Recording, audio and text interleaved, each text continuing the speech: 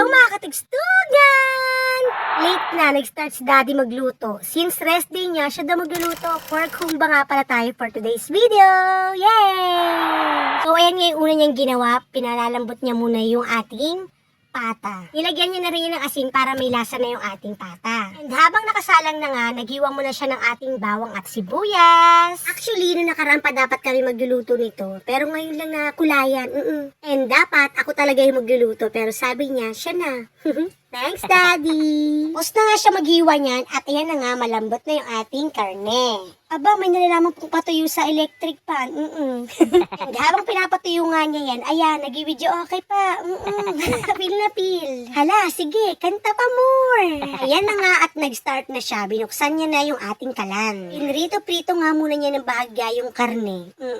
Sa totoo lang talaga, first time lang niya magluto ng pork humba. Pinanood niya muna sa YouTube, then ayan, ginawa niya na. Buti na lang talaga may YouTube, di ba? Kaya hindi mga marunong, nagiging marunong na. Grabe, excited na ako sa kalalabasan nito. Mukhang masarap. Ang dami pang proseso, kailangan pang iprito-prito ng ganyan. Tapos nilalagyan-lagyan niya pa ng suka. Ewan ko ba, bakit ganun? Iba talaga yung style nito sa pagluluto. Basta siya ang nagluluto, kaya siya ang masusunod. Guro nga, ganito talaga ang pagluluto ng pork humba. Gigisa mo sa may suka. Kung kayang-kaya niya yan, kaya alam kong masarap din yan. Siyempre, mister ko yan. Buti na lang talaga sinipag siya magluto ngayon. Kasi once in a blue moon lang yan magluto. Pero pag nagluto naman, okay naman, masarap. Nung pwede na nga, hinango niya na yan. Nilagay niya na sa isang lalagyan. Sabi, pag nagluto pa to si mister, ay, ang tagal-tagal. Sunod niya talaga lahat ng process kung paano lutuin ang isang lulutuin niya. So, nilagay niya na nga yan ng mantika. Ano talaga, disisit pansit. Mag-uumpisa na talaga siya. Gigisa niya na yung bawang at sibuyas dyan. Kaya nang mainit na yung kawali, ginisa niya na yung mga sangkap. Yung bawang at sibuyas ba? Siyempre, kailangan palabasin mo na yung aroma ng mga yan. Then, ilalagay niya na ulit yung kanyang pinrito-prito, ano ba? Ginisa-gisa niya na yung mga yun dyan. And after that, ilagay niya na yung durog na paminta. Ilalagay niya yan.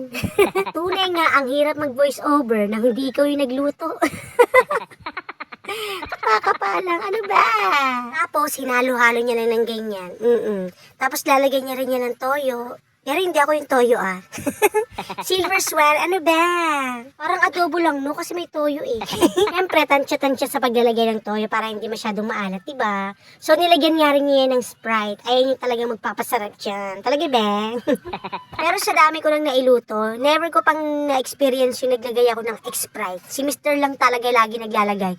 Kundi Sprite, Coke, ganun. Ay nako, ang ingay ni Oreo sa voice over ko. Si Oreo yung aming aso. Ingay. O siya, naglagay nga rin pala siya dyan ng dahon ng laurel. Pampabango, and of course, meron ding pampaganda ng lasa yan. Sa totoo lang, di talaga ako naglalagay ng laurel sa mga niluluto ko. Natutunan ko lang yan kay Mister. Mas okay pala siya and mas masarap. Pinakuluan nga yun ni Mister, then yung binuksan niya, ayan, hinalo-halo niya lang ulit. Tapos nilagay niya rin ng water. Water, syempre, para medyo lumambot pa talaga ng todo yung ating karne. Ang dami niya ng beses pinakuluan yan. Kaya talagang alam mong masarap talaga. Arte ko. Tapos ayan, tinusok-tusok niya lang din ng tinidor para manuot yung lasa dun sa ating karne. Diba, galing yun? Tapos tinakpan niya ulit. Tapos binukusan niya ulit. Tapos yan, nalagay niya na yung ating jolly na black beans. Yan din talaga yung magpapasarap niyan, swear. Yung black beans na yan. Isa pang tawag dyan, tausi daw. Pero mas kilala as salted black beans. Kaya din talaga yung gusto ko dyan, yung black beans na yan. Tapos, lalagay niya rin yan ng ulak-ulak ng puso ng saging. So, bumili nga siya ng 2 sachet. Basta nasa plastic yun.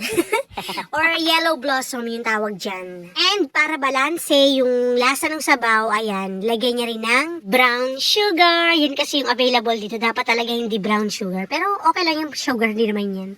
Sugar. Talaga, literal na sugar. Wag yung sugar mommy, wag yung sugar daddy, ganun.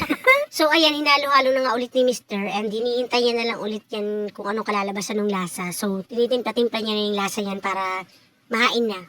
Gutom na kami.